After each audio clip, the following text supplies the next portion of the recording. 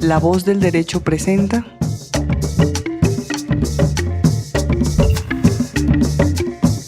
Protagonistas de la Paz.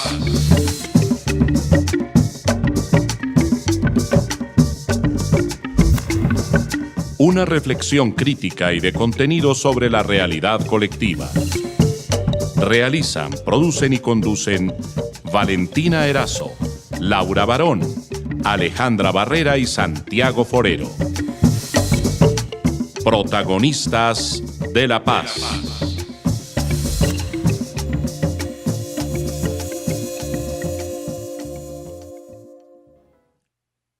Le damos un caluroso saludo a toda nuestra audiencia hoy en nuestro primer programa del 2019 en Protagonistas de la Paz.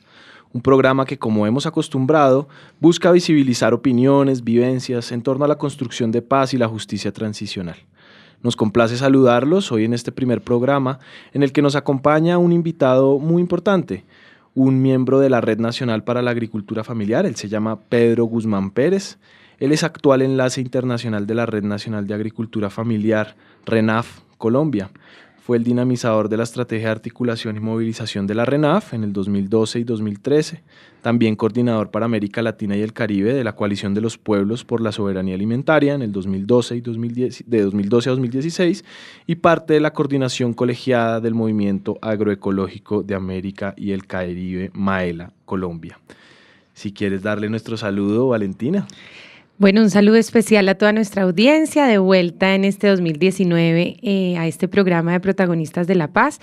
Pedro, bienvenido a este programa. Estamos muy felices de empezar este 2019 con este tema, un tema además que en este programa pues siempre tratamos de abordar porque sabemos que la paz está relacionada con nuestros campesinos, con la agricultura, con nuestros territorios. Entonces, bienvenido a este programa, Pedro, y cuéntanos qué es y cómo nace la Red Nacional para la Agricultura Familiar.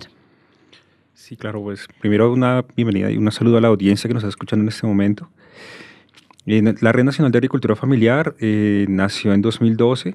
Fue un proceso muy interesante que partió de la construcción desde la sociedad civil y de las acciones de incidencia por el Año Internacional de la Agricultura Familiar en el 2014.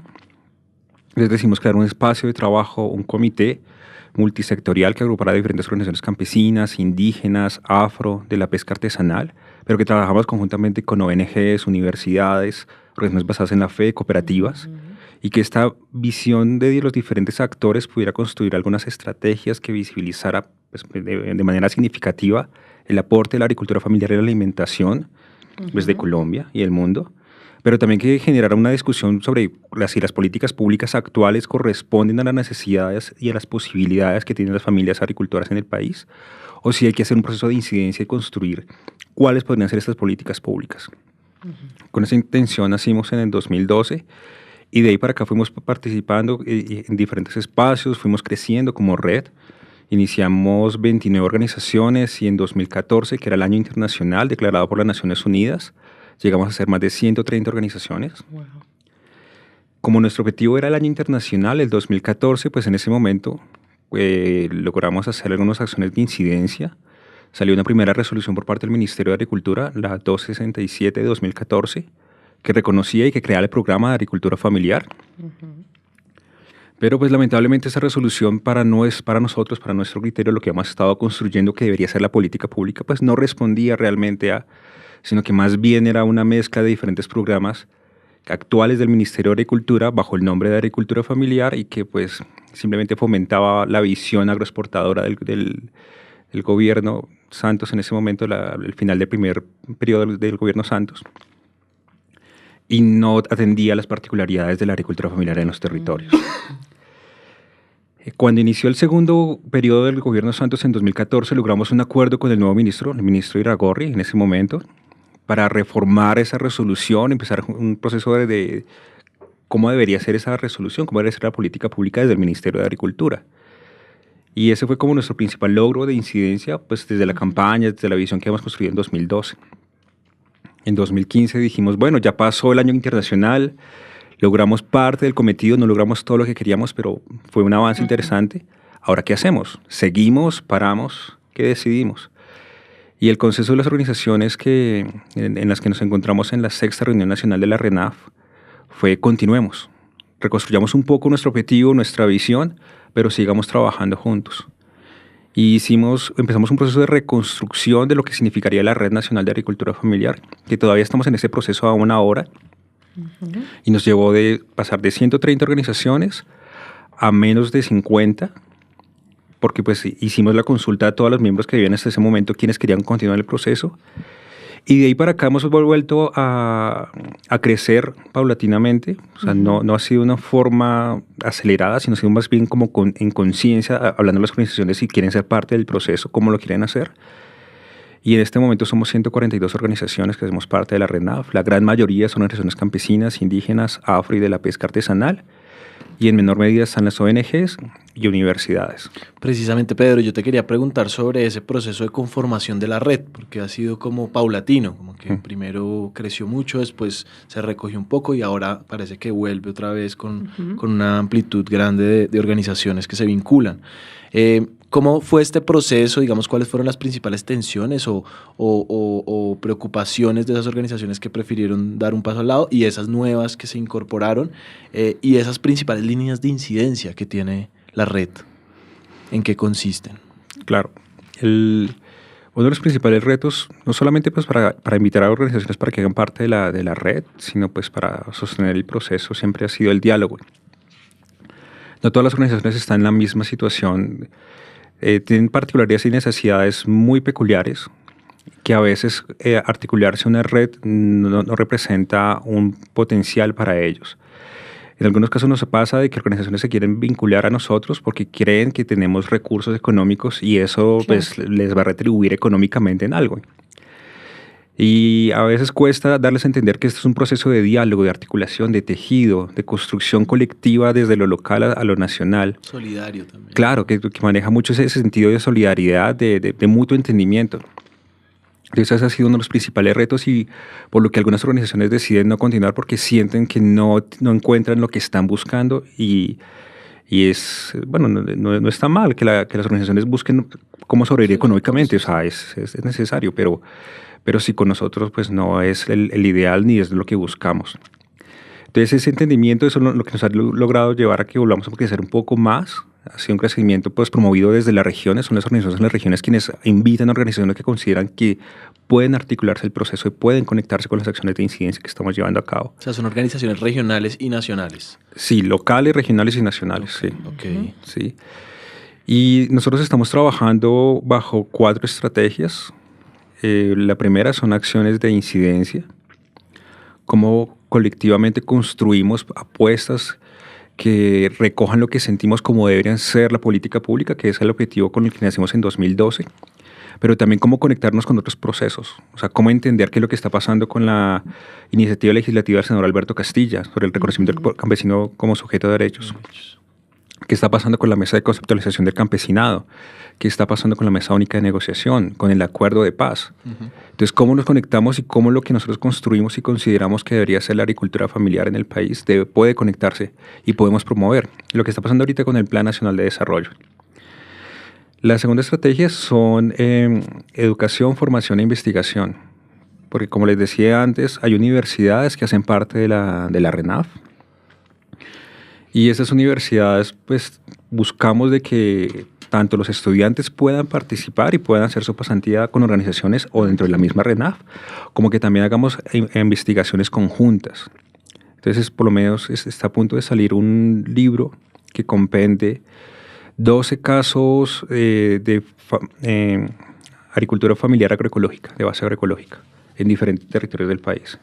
Entonces, 5 universidades, si no estoy mal, lideradas por la Universidad Nacional y la Universidad del Rosario, se articularon para investigar cómo las familias están produciendo de forma agroecológica, qué impacto económico, social y cultural genera en los territorios, si es realmente algo significativo Y en base al resultado de esa investigación, pues darle esa investigación a una organización y que eso les pueda servir para que ellos hagan incidencia en su territorio. Puedan decir al consejo municipal, al alcalde, hombre, estamos produciendo de forma agroecológica y hemos logrado esto. Tenemos este avance, tenemos esta evidencia que muestra que sí nos está sirviendo, que sí estamos logrando cambios significativos en el territorio.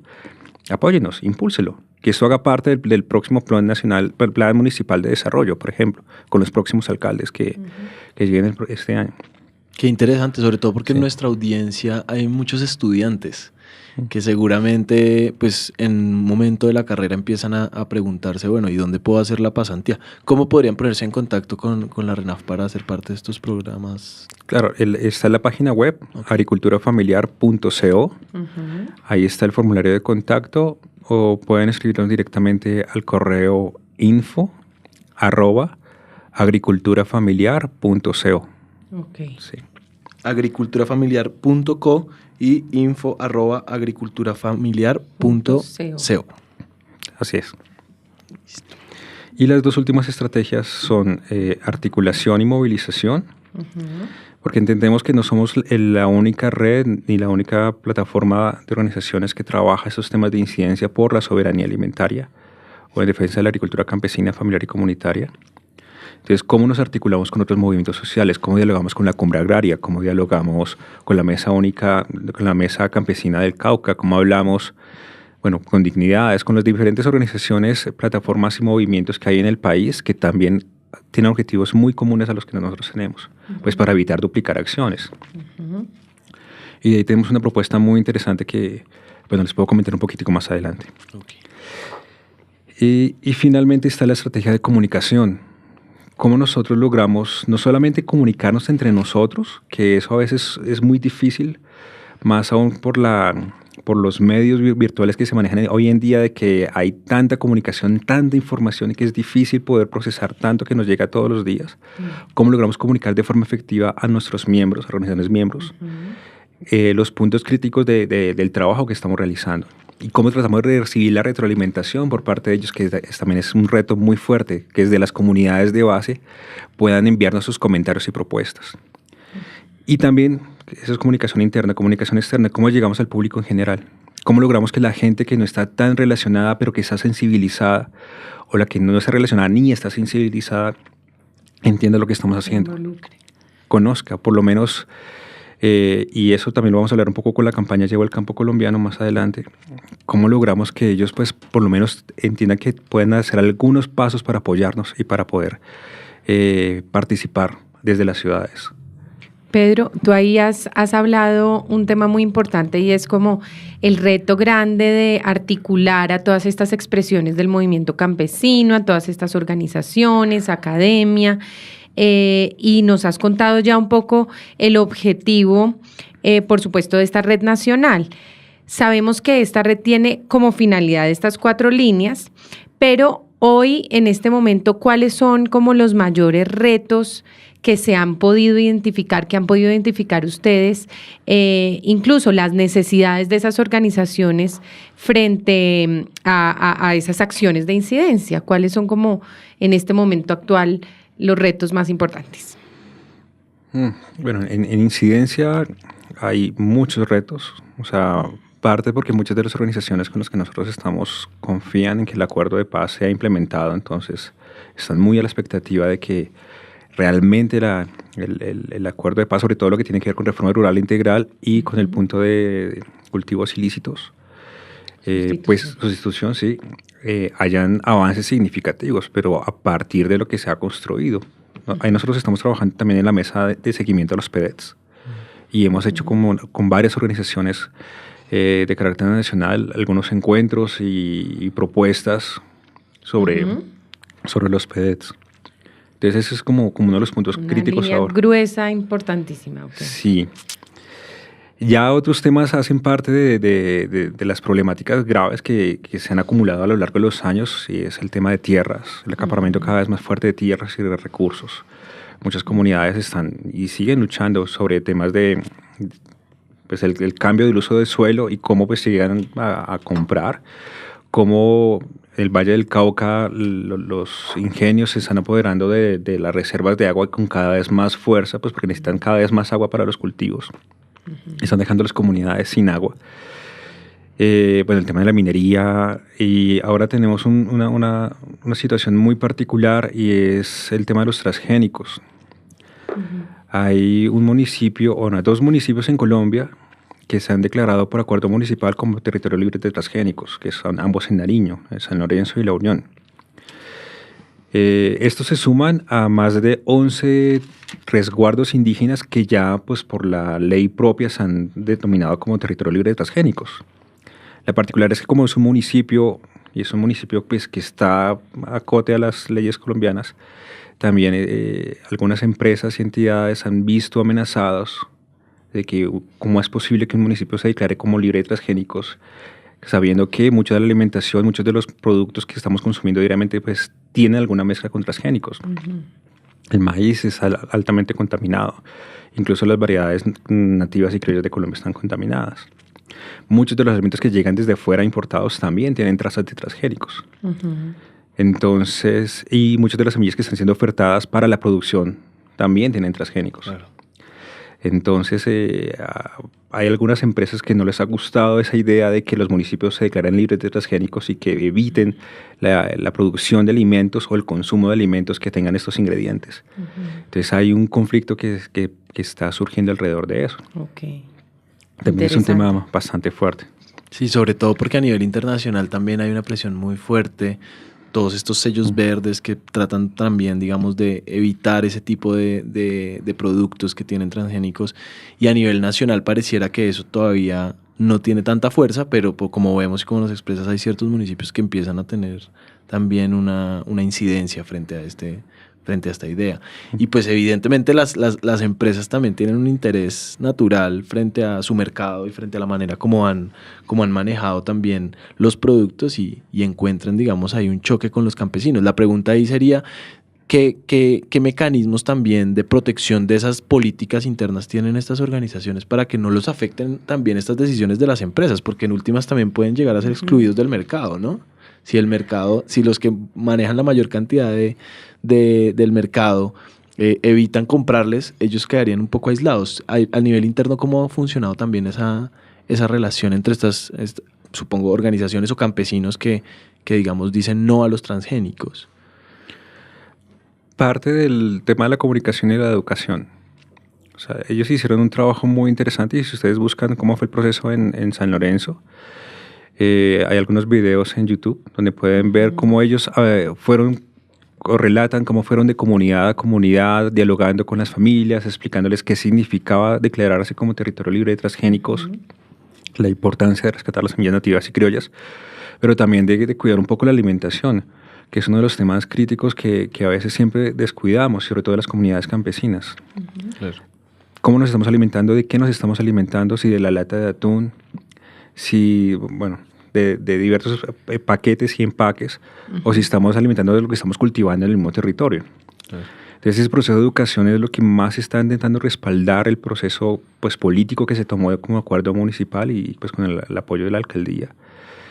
Y eso es un respaldo significativo, porque no es solamente el grupo de agricultores, las organizaciones que apoyaron este proceso, sino que ya es la comunidad. Es una reflexión que se tendría que hacer, digamos, desde todos los sectores de la sociedad y como país frente a esos productos y la comercialización y la conciencia, digamos, de todos los consumidores frente a la alimentación y de dónde viene.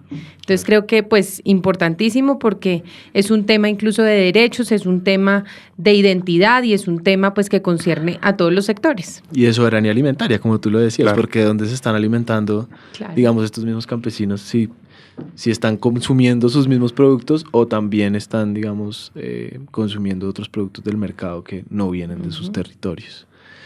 En ese sentido, vamos a nuestro primer corte en Protagonistas de la Paz y ya regresamos.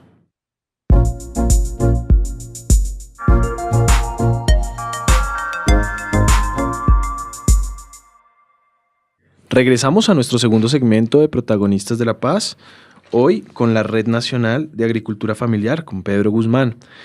Pedro, hablábamos un poquito de esta nueva iniciativa que ha surgido en algunos municipios de Nariño en relación digamos, a decirle no a los transgénicos, a los productos transgénicos. Eso de alguna manera también se relaciona con una inquietud que tenemos, y es en qué consiste la equidad rural y cómo se relaciona con el acceso a la tierra y por supuesto pues con el acceso también a estos productos que ahora también pues nos llaman un poquito a tener una conciencia más de lo que estamos consumiendo también en las ciudades, ¿no? Claro, esto hace parte de las reivindicaciones que siempre han estado pidiendo las organizaciones campesinas, indígenas, afro en el país, que haya una mayor equidad, transparencia, participación en los procesos políticos que se realicen. Y es como entender que las acciones políticas que se están tomando desde las ciudades, desde las capitales, están afectando significativamente el territorio. Y cómo aquellos que han logrado tener grandes extensiones de territorio, como han logrado acaparar ciertos lugares críticos en los municipios, están siendo quienes están siendo más beneficiados con las políticas, con los recursos naturales, con los recursos económicos por parte del Estado, incluso de la misma inversión que se genera con las empresas, con los inversionistas. Y eso pues aumenta más aún la pobreza rural, aumenta más la discriminación, la brecha. La brecha que hay, claro, pero también la migración de las personas pues, de donde viven porque no encuentran oportunidades, no tienen ninguna posibilidad de permanecer en el territorio, tienen que salir. Entonces lo que estamos buscando es que haya una visión mucho más clara y mucho más apropiada para el campo, de que se maneje pues, con esta equidad, y no solamente habla de entre ricos y pobres, sino también en género y posibilidades para las mujeres, para los jóvenes, para los niños. Y que eso también se represente en educación, en más oportunidades, pero entendiendo, y esto es un punto crítico aquí, de que no queremos cualquier tipo de apoyo económico o político, sino que sea más contextualizado, más apropiado a lo que se está construyendo en el territorio, de que la misma visión de equidad sea construida por las organizaciones en el mismo territorio, porque a veces la concepción que se maneja por parte del gobierno o por parte de las entidades aquí en Bogotá no corresponde completamente a lo que consideran las organizaciones en el territorio. Y cuando se busca generar ese diálogo, pues nos encontramos con un choque de frente porque hay una visión diferente de cómo interpretar las cosas. Pedro, escuchándote, me surge una inquietud, y es a veces, pues si hablamos de la equidad rural, de como achicar la brecha entre el campo y la ciudad, de generar, digamos, acceso a los campesinos a servicios públicos y demás, pero se nos olvida que esto tiene una gran relación con el acuerdo de paz, con el punto 1, el de reforma rural integral, que tiene relación también con el tema de sustitución de cultivos, con incluso el tema que nombrabas ahorita de los programas de desarrollo con enfoque territorial. Este tema de equidad rural y de acceso a tierras, ¿cómo explicarle a nuestra audiencia que tiene un reflejo directo en estos puntos que se negociaron en el acuerdo de paz? Claro, parte como lo decía antes, de la reivindicación que han generado las organizaciones campesinas, pero también sin desconocer el proceso actual de de implementación del acuerdo de paz. Y también hace parte de la propuesta que organizaciones campesinas hemos realizado para el Plan Nacional de Desarrollo. Nosotros elaboramos un documento a finales del año pasado que fue presentado ante el equipo que está conformando el Plan Nacional de Desarrollo, y se nombró un delegado que participa en las mesas que se están llevando a cabo pues, para concertar el PND. Y ahí nosotros también incluimos pues, parte de esta discusión, reafirmamos la importancia del acuerdo de paz, reafirmamos la importancia de lo que está cocinado en la reforma rural integral, pero también las propias reivindicaciones que se han acordado a través de los diferentes espacios, paros, movilizaciones agrarias que se han realizado en el país. Sí. No sabemos en qué va a terminar eso, pero pues por lo menos nuestras propuestas están sentadas allí, y parte de lo que está establecido en ese documento, de lo que vamos también a buscar que en los planes departamentales y municipales sean tenidos en cuenta. Ok. Hay una pregunta, Pedro, porque tú hablabas, y creo que tiene que ver con esto que estás mencionando de la incidencia en la política pública. Ustedes han trabajado mucho en, uno, pues recoger todos esos compromisos rezagados que son históricos, que ningún gobierno ha podido como saldar la deuda con el campesinado y con esas familias agricultoras que están necesitando del Estado para poder comercializar sus productos y para poder tener pues una soberanía alimentaria. Y tú nos contabas que se reactivó una mesa para la agricultura campesina, que desde ahí han venido trabajando, además, pues en diferentes espacios de incidencia en la política. Cuéntanos un poco quiénes conforman esta mesa, cómo funciona y hoy cómo está la agenda, para que nuestra audiencia un poco se sintonice y sepa, se pueda unir o debatir también sobre los puntos que ustedes han logrado y las expectativas que tienen de este espacio. Claro. Bueno, la mesa surge en un acuerdo que se hizo en octubre, el 16 de octubre de 2014. Uh-huh. Yo les comentaba que en ese momento, al finalizar el gobierno del primer periodo de Santos, el ministro Izararde sacó una resolución, la 267 de 2014, que creaba el programa de agricultura familiar, el cual nosotros hicimos varias críticas en su momento. Cuando inició el segundo periodo de Santos y nombraron a Iragorri, nosotros intentamos por varios medios lograr conversar con él y decirle o manifestarle pues nuestra preocupación sobre esa resolución y el contenido pues de la misma, pues para ver si era posible generar un espacio de diálogo alrededor de esto. Con el apoyo de la senadora Claudia López logramos hacer una audiencia pública ese 16 de octubre y ahí logramos el compromiso de crear una mesa técnica de trabajo sobre agricultura familiar con el Ministerio de Agricultura. Uh-huh. Iba a ser un espacio precisamente para discutir esa resolución, pero también ver otras políticas que podrían afectar a la agricultura familiar en el país y cómo en diálogo con el gobierno nacional, organizaciones sociales, lográbamos algún acuerdo sobre cómo podría mejorarse esa política pública, cómo podría cambiarse.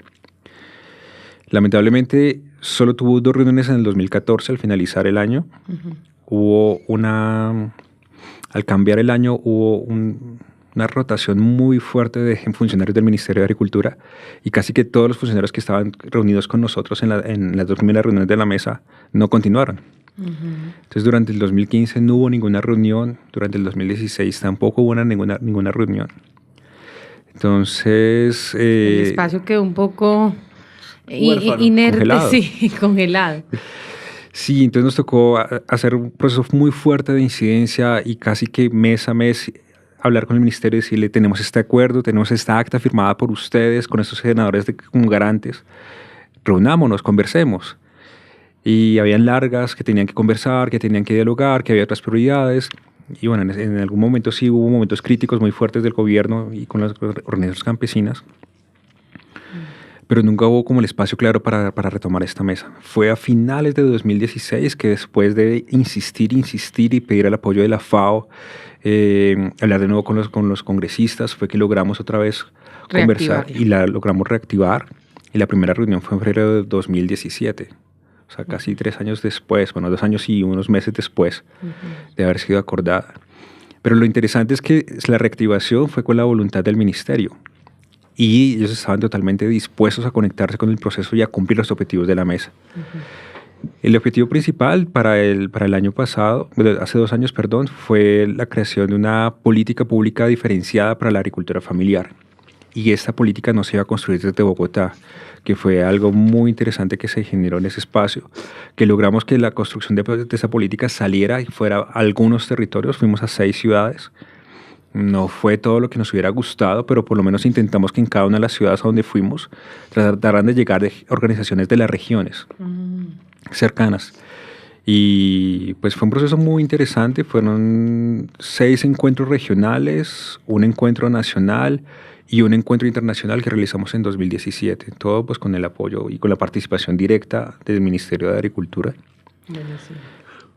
Y a partir de ese trabajo salió una resolución, la resolución 464 de 2017, que es la que establece los lineamientos estratégicos de política pública para la agricultura campesina, familiar y comunitaria. Uh-huh. Tiene 10 ejes y 19 lineamientos muy interesantes.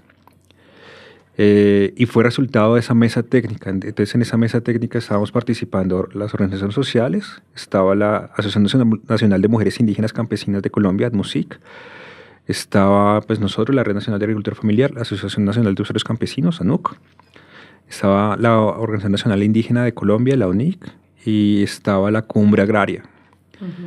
Pero no sé si ustedes recuerdan, en 2017 fue un momento muy crítico entre la cumbre y el gobierno nacional. Hubo la toma, una de las tomas al Ministerio del Interior. Sí. Y cuando sucedió eso, ellos decidieron retirarse de todos los espacios y quedarse únicamente en la mesa única de negociación.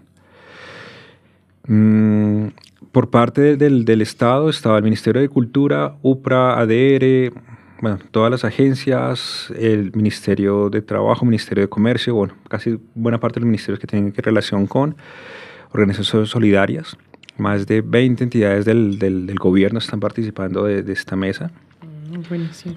Y estaba Oxfam, IICA, FAO y se me va GIZ. Okay. De cooperación. Sí, de cooperación internacional.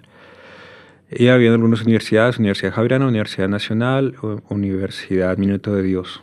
Un sector amplio, no eran solo organizaciones campesinas o estados, sino también había como un grupo de organizaciones de cooperación, academia, ¿qué rol tenían? Como de blindar un poco el proceso, acompañarlo.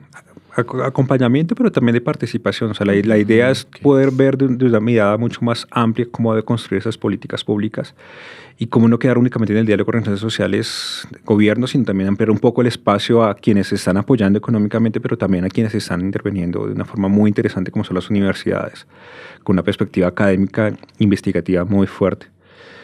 Y nos parece que un espacio así es muy interesante. Claro. Porque brinda miradas multidisciplinarias e integradas, digamos, también. Sí, pero también en un ambiente de respeto, que eso era muy interesante. Y si ustedes leen la resolución, o si no la han leído ya, hay muchos temas que hacen parte de las reivindicaciones que nosotros hemos estado hablando.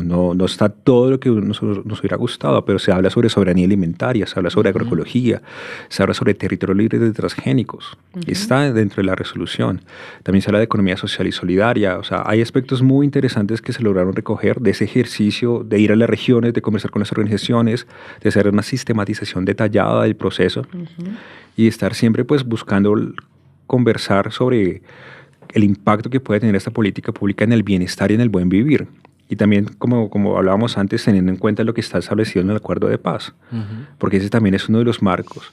Y dentro del desarrollo de la resolución se habla, bueno, estos lineamientos, a qué planes y programas del Acuerdo de Paz corresponden. Ok. A cuáles puede contribuir. Como un cruce frente a lo que se pactó. Sí. Excelente. Sí.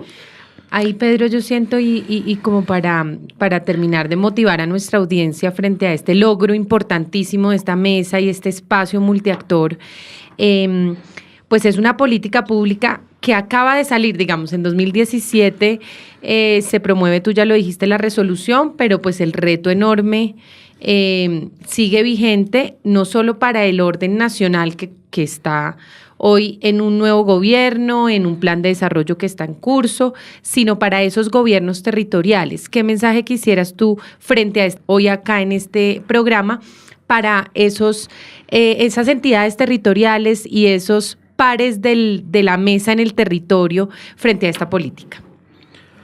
Pues un mensaje pues motivador de que conozcan la resolución, de que lean un poco lo que está allí contenido y que se pueda desarrollar en los territorios y en las comunidades.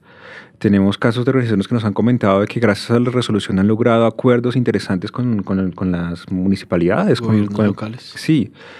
En uno se logró crear un mercado campesino. Excelente. Porque se hablaba de la resolución y dentro del acuerdo municipal se menciona la resolución 464. En otro se logró más o menos defender un poco la postura sobre las semillas nativas y criollas, porque dentro de la resolución se habla de las semillas del agricultor. Entonces es un instrumento muy interesante que sirve tanto a los gobiernos locales como a las organizaciones sociales en los territorios, pues para promover y para discutir cómo podría ser la política pública o el desarrollo de algunos de los programas en sus territorios. Sin embargo, y es algo muy triste, todavía no hemos logrado, aunque hemos hecho mucho eco a la resolución. No hemos logrado llegar a muchas organizaciones y territorios. Hay mucha gente que todavía desconoce la resolución. Entonces, por lo menos invitamos a los oyentes que quieran leer la resolución 464 de 2017. Y sí, es muy reciente. Apropiarla, compartirla y promover, como tú lo dices, esos espacios de diálogo con diferentes actores en los territorios para que se llegue, digamos, más allá del espacio nacional, necesitamos que eso llegue, mejor dicho, a todas las veredas de Colombia y que se vuelva una agenda importante en además las elecciones de los mandatarios locales, en un momento de construcción de planes de desarrollo territorial, que pues además vendrá a partir del otro año ya toda esa agenda política. Entonces, la tarea que dejamos acá en Protagonistas de la Paz es revisar esa resolución, apropiarla y además pues contactarnos a nosotros en el programa y a Pedro de Agricultura Familiar para cualquier duda y a esta mesa como espacio de consulta y de retroalimentación. Creo que eso es una conclusión que dejamos sobre la mesa. Pedro, y un tema que me parece súper interesante, tú dices que la resolución trae, digamos, bastantes temas, digamos, retoma el tema de semillas, el tema de transgénicos, el tema incluso de equidad rural, su relación con el acuerdo de paz, y como sabemos a veces son tantos los temas que uno no sabe ni por dónde empezar, ¿sí? Ni por, digamos, a qué meterle, digamos, el acelerador. Tú, digamos, en la experiencia que has tenido y en esas, digamos, espacios de retroalimentación con las organizaciones en el marco de la red, ¿dónde crees tú que es la incidencia o la prioridad que se le está dando a la implementación de esta resolución? ¿En qué aspectos se tiene que hacer, digamos, más hincapié? Bueno, nosotros el año pasado hicimos énfasis en 5 de los lineamientos, de los 19, porque entendíamos lo difícil que sería abordar todos de una, sobre todo en un cambio de gobierno. Claro. Uno con el que más hemos estado moviéndonos es sobre el de sistemas productivos sostenibles, que es el que habla sobre agroecología, sobre cómo promover en los territorios que la gente entienda que es posible cultivar de otra forma, que es posible evitar los agroquímicos, que es posible pues entender que existen policultivos, cultivos asociados, de que es posible recuperar semillas nativas y criollas y cómo a través de estos cultivos pues mejorar la calidad de vida de quienes está cultivando, pero también quienes consumen los alimentos. Pensando mucho en la preservación de la naturaleza, de los recursos naturales. Entonces es uno de los lineamientos que más avanzamos en la ejecución. Incluso llegamos a hacer 4 encuentros regionales para construir esta política pública de agroecología. Okay. Pero claro, se detuvieron cuando hubo cambio de gobierno. Okay. Entonces, reto también en ese sentido será la sostenibilidad de lo construido hasta el momento en términos de agroecología y la continuación, digamos, la continuación de lo que se necesite desarrollar para que esta pueda llegar a los territorios, ¿cierto? Esta no está concluida completamente. No. Perfecto. Otro en que estábamos trabajando es el de compras públicas locales, sino que ese sí quedó abanderado por Organizaciones Solidarias, que es una entidad adscrita al Ministerio de Trabajo, y ellos ya tienen un proyecto de ley que está en borrador, que ya fue presentado ya creo que tuvo un primer debate en Cámara, si no estoy mal. ¿Ah, sí? Sí, ya estaba bien avanzado ese proyecto. ¿Cuándo se presentó ese proyecto? Este año. Este año. Este año no. Mentiras, perdón, eso fue el año pasado. Año pasado. Sí, el año pasado, antes de que entraran de vacaciones el Congreso. El Congreso, sí. Listo. Entonces, proyecto de ley frente a compras públicas locales. ¿Cuál otro tema? El otro que hace parte de los circuitos cortos de comercialización son los mercados campesinos, los mercados locales, que hace parte también de nuestra apuesta propia desde la RENAF, y es cómo fortalecer mercados en los territorios, pues idealmente los agricultores que hacen parte del municipio de un territorio cercano. Y es cambiando también un poco esta visión que hay de los mercados campesinos, pues conducidos por intermediarios. Que pues están teniendo una variedad muy alta de productos, pero incluso en algunos casos ni siquiera son del país. Entonces es posible encontrar manzanas chilenas en un mercado campesino. Yo no sé, bueno, ¿qué sentido tiene que sea un mercado campesino si ni siquiera viene de Colombia? De Colombia, por supuesto. Entonces hay una apuesta muy interesante de este desarrollo de circuitos cortos de comercialización. ¿Quién debería liderar esa iniciativa del mercado campesino? ¿La autoridad regional? ¿La alcaldía? Sí. Pues puede contar con el apoyo desde la alcaldía. O sea, si hablamos en términos del gobierno, depende de la ADERE. La ADERE es la principal responsable de este tema de mercados campesinos. Ellos tienen ya una línea de trabajo alrededor de esto. Y en contacto con las alcaldías municipales. Alcaldías y gobernación. Sí. Ok. Pero pues no debemos desconocer que hay muchas organizaciones campesinas en su territorio de forma autónoma, sin apoyo de la alcaldía, incluso... ¿Lo han logrado? Sí. Y en algunos casos con la persecución, porque si ustedes saben, en el Código de Policía se dice que no se puede realizar ningún evento público en espacio público, y un mercado campesino se hace casi siempre en un espacio público. Claro. Entonces, en algunos municipios, sobre todo en el Valle del Cauca, han amenazado a los mercados diciéndoles, si ustedes no dejan de hacer los mercados, llamamos a la policía para que lo saquen. Porque eso es espacio público y un mercado no se puede hacer en el espacio público, más aún si no tienen los permisos necesarios. Entonces es como un tema de trámite de permisos en donde se requieren esos aliados, ok. Con la institucionalidad local que a veces también impone esos limitantes para poder realizar eventos públicos, pero pues detrás de eso también hay seguramente un interés más allá de cumplir pues los lineamientos normativos para realizar estos espacios públicos. Ahí entonces nos faltarían dos lineamientos que tú dices que quedan de los 19 priorizados. Ya tenemos sistemas productivos, nos lo explicaste, compras públicas, el tema de mercados campesinos. ¿Proyecto de ley? Sí, el proyecto de ley que tiene organizaciones solidarias está dentro de compras, el proyecto sobre compras públicas locales. Sí. ¿Y cuáles son las otras dos líneas, así como para que este gobierno se entusiasme en la implementación de la política? Pues uno es el de sistemas, bueno, el que está relacionado con la extensión rural agropecuaria, la extensión rural integral.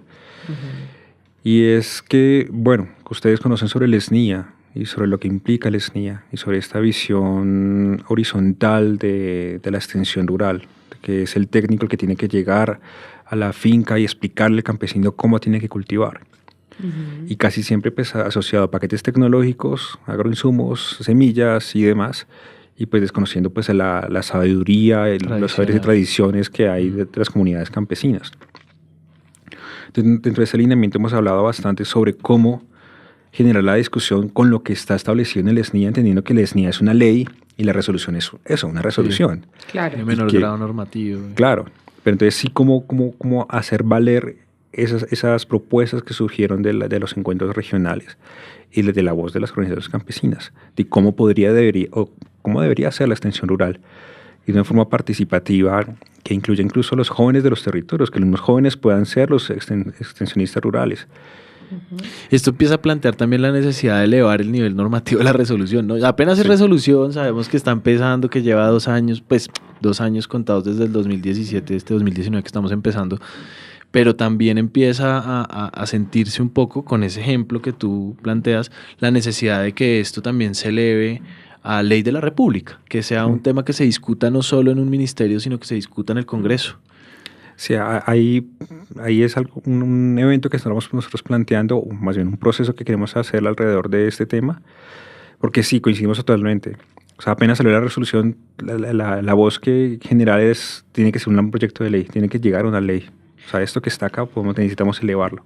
Un poco también por el tema de recursos, porque la otra inquietud que tenía frente al tema de la implementación de la política es, pues, una política que queda, digamos, huérfana de recursos, todos sabemos no se cumple o no tendrá el impacto que se requiere. Y este es un tema que pues concierne a todo el territorio nacional y que por supuesto implica pues un impulso político y un impulso económico dentro de el presupuesto general de la nación y dentro del Plan Nacional de Desarrollo. ¿Hay algún compromiso frente a la implementación de esta política pública en términos de recursos actualmente? Ninguno.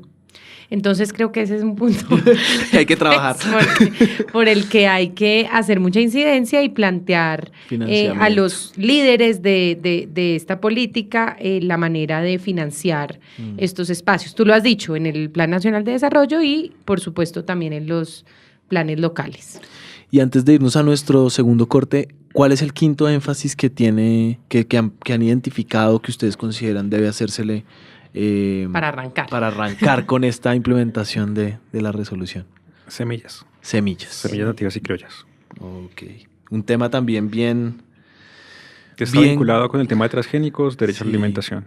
Y derechos de los campesinos, que está en debate. Bueno, con estos primeros 5 énfasis que están complejos en el sentido de que son un reto para todo el país y para nosotros los consumidores también hacer una reflexión sobre qué tipo de productos estamos consumiendo y a quién estamos apoyando con nuestro consumo, los dejamos en nuestro segundo corte y ya regresamos en Protagonistas de la Paz.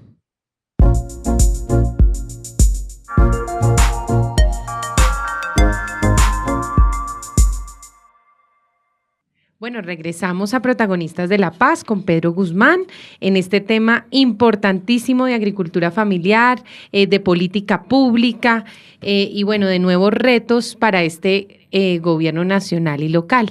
Y para ello queríamos pues ya en este último segmento que nos contaras, Pedro, sobre esta iniciativa y esta campaña de Llevo el Campo colombiano. Cuéntanos un poco cómo se ha estructurado, de qué se trata y cómo podemos participar.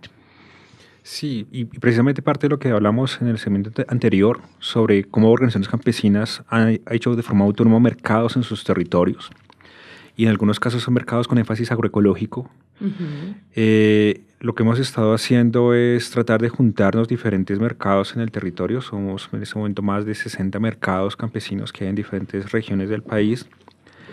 Mercados campesinos étnicos y agroecológicos, diferenciando un poco de cada uno de ellos porque hay mercados campesinos que no son agroecológicos, mercados agroecológicos que no son campesinos y mercados étnicos que tienen una visión propia sobre cómo se maneja el cultivo y la alimentación. Entonces hemos estado dialogando con estas organizaciones y con estos mercados desde 2017, para construir una campaña conjunta sobre cómo visibilizar esos mercados, cómo visibilizar el aporte social, económico y alimentario de estos mercados y cómo ayudarlos a visibilizarse aún más para que más consumidores entiendan la importancia de acercarse a estos mercados campesinos, étnicos y agroecológicos, de vincularse como consumidores responsables y solidarios, pero también entender qué implican las actuales políticas públicas y cuáles son los retos que tienen en este momento los mercados como mercados. Y parte del hecho, lo que mencionamos antes, cómo afecta el código de policía a los mercados en los territorios. ¿Qué puede significar que un alcalde decida cerrar un mercado o no prestar el espacio público? Se acaba el mercado, bueno, ¿qué otras estrategias se pueden generar? Y fortalecer mucho la alianza con los consumidores. Los consumidores son muy importantes, incluso han defendido mercados que han estado a punto de cerrar. Estos 60 que ustedes han identificado están publicados en la página de ustedes, ¿dónde los podemos consultar para que todos, mejor dicho, hagamos conciencia y empecemos a adquirir productos de estos mercados? Claro, en la página hay un enlace que dice Mercados Campesinos Étnicos Agroecológicos, donde ubicarlos. Perfecto. Y están desagregados hay un mapita donde están y ahí están desagregados por departamento. Entonces ahí los pueden encontrar, están los datos de contacto, página de Facebook, la dirección. ¿Y cada cuánto se realiza? Invitado toda nuestra audiencia a meterse un poquito, a, como dicen, cacharrear un poquito la página y darse cuenta de dónde están estos 60 mercados, de pronto algunos muy cercanos a nosotros, que podamos empezar a generar también un consumo responsable, ¿no? Nos hablabas, Pedro, también de un evento que tienen próximamente programado.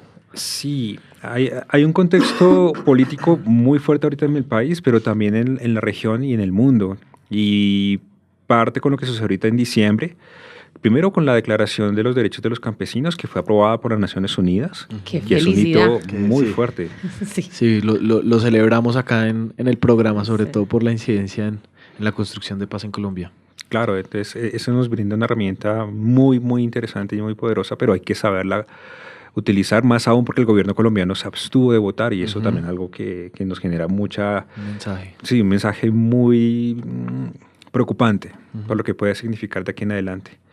Y lo otro porque estamos iniciando el decenio de la ONU sobre agricultura familiar, 2019-2028, que es un decenio que busca retomar lo que se hizo en 2014 y visibilizar con fuerza la importancia de las familias agricultoras en todo el mundo, pero también cómo llamar a los gobiernos y decirles, hombre, necesitamos políticas públicas dialogadas, construidas con las organizaciones en los territorios. Y eso inicia este año. Entonces, entendiendo ese contexto internacional, vamos a realizar un foro con diferentes organizaciones sociales en el país. Está la Cumbre Agraria, está FIAN, bueno, la Vía Campesina Colombia, para discutir qué implica la Declaración de los Derechos de los Campesinos, cómo esta declaración puede fortalecer procesos actuales de incidencia que se están llevando a cabo en este momento y cuáles estrategias conjuntas podemos construir a partir de la declaración para buscar su implementación en el país. ¿Es posible un proyecto de ley para implementar tal cual están los 28 artículos de la declaración? ¿O es mejor buscar otras estrategias que nos permitan recoger lo que está allí y meterlo en cada uno de los espacios de incidencia? Y si nosotros eventualmente buscamos que la resolución 464 se eleve a un proyecto de ley, pues también puede retomar varios de los artículos que están incluidos en la Declaración de los Derechos de los Campesinos. Claro. Pero también qué implica para el derecho internacional que haya una declaración y en qué casos jurídicos, en qué litigios legales que hay en el país, la declaración puede ser un instrumento de pues, una prueba o un instrumento legal pues, para su discusión. Entonces, para entender un poco qué significa eso, vamos a hacer un foro. No tenemos una fecha exacta todavía, pero queremos hacerlo para finales de marzo. Okay. Y muy posiblemente va a ser aquí en Bogotá, donde poder visibilizar la importancia de esta declaración. Esperamos contar con parte del equipo de Vía Campesina, de Vía Campesina y de FIAN Internacional, que participaron en la negociación en Ginebra, para que también nos comenten parte de la historia del proceso y cómo esto puede servir en el país. Perfecto, Pedro. Te recordamos pues que estos micrófonos están abiertos para invitar a este foro, entonces cuando tengan fecha te agradecemos nos comuniques para invitar a toda nuestra audiencia que participe o que esté por lo menos siguiendo cómo es el avance también y la discusión sobre la implementación de esta declaración que sabemos que es muy importante para Colombia.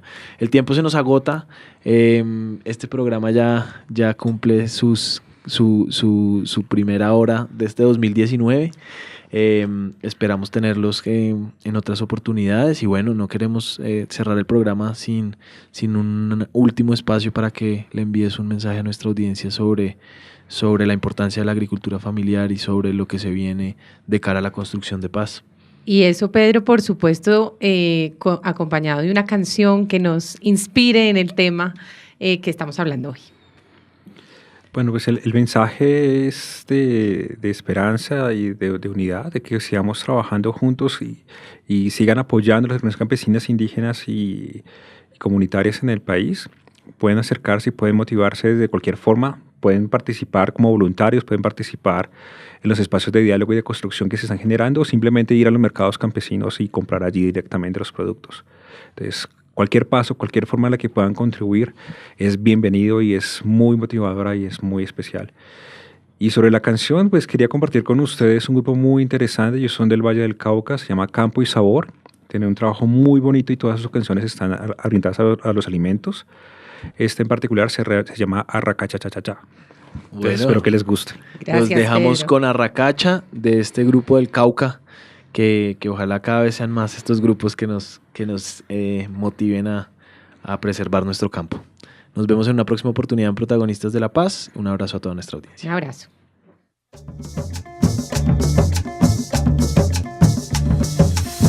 La Voz del Derecho presentó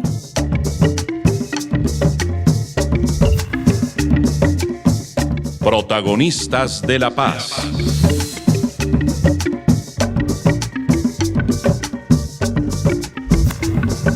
Una reflexión crítica y de contenido sobre la realidad colectiva.